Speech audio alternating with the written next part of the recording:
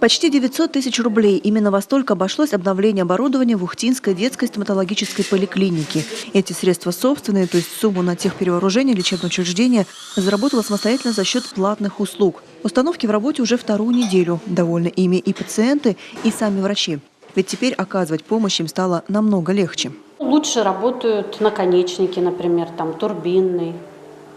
Слюноотсосы здесь вот хорошие. Очень удобно, что лампа, все тут вместе.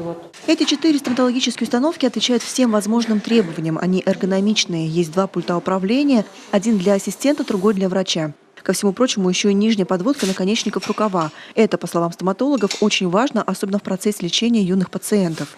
А еще здесь встроенные световые лампы, а само кресло выполнено таким образом, что подход к детям максимально удобный. За день через кабинет зубного врача проходит не один десяток ребят самого разного возраста. В детском отделении очень большая нагрузка на врачей, потому что их мало, деток очень много. К нам также приезжают из Сосногорска, с Нижнего Одуса, с Водного, хотя там есть свои специалисты.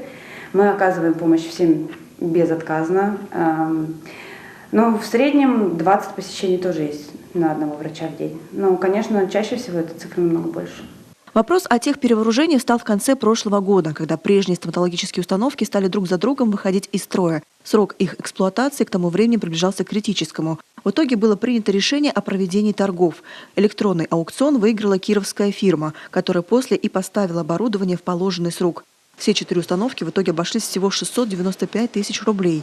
Еще почти 200 тысяч были потрачены на новый дентальный рентгеновский аппарат.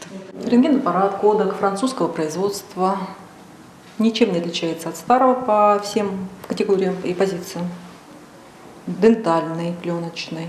Он также уже установлен, правда, пока снимки на нем не делают. В эксплуатацию ввести его собираются в самое ближайшее время, как только будут получены последние разрешительные документы от Роспотребнадзора. К слову, этот аппарат по своим характеристикам единственный на весь Ухтинский район. Любовь Лапина, Мария Котцова, Павел Лагутин, телеканал Юрган, Ухта.